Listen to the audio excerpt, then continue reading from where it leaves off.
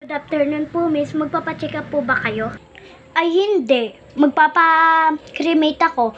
O, malamang. Magpapacheck up ako. Buntis ako eh. Ay, piloso po ang bunganga nito. Okay po, misis. Pumunta na po kayo dun sa check-upan na room po. Sige po po. Tutuloy, sunod na lang po ako. Dok, magpapacheck up na po ba ako? Ay, hindi. Ay, kikremate ka na namin, misis. Malamang check upan ka namin. Kaya pinapapunta ka sa check-upan room eh. Bobo. Ah, ganyanan pala ha. Sige, pupunta na ako dun. Sige po. Mama, upo muna po kayo.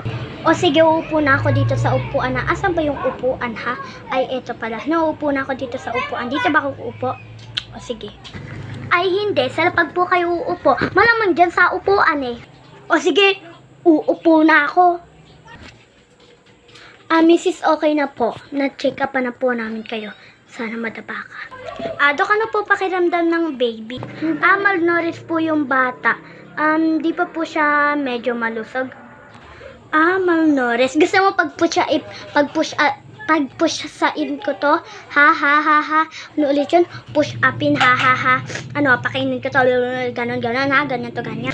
Hindi naman po sa ganon, Mrs. Tsaka po, bulol-bulol pa po kayo, push up po yun. Okay. Babay na. Ay, miss, okay lang po ba kayo dyan, ha? Sa tingin mo, ha? Nadapa na nga ako eh. Okay. Pero, deserve ba?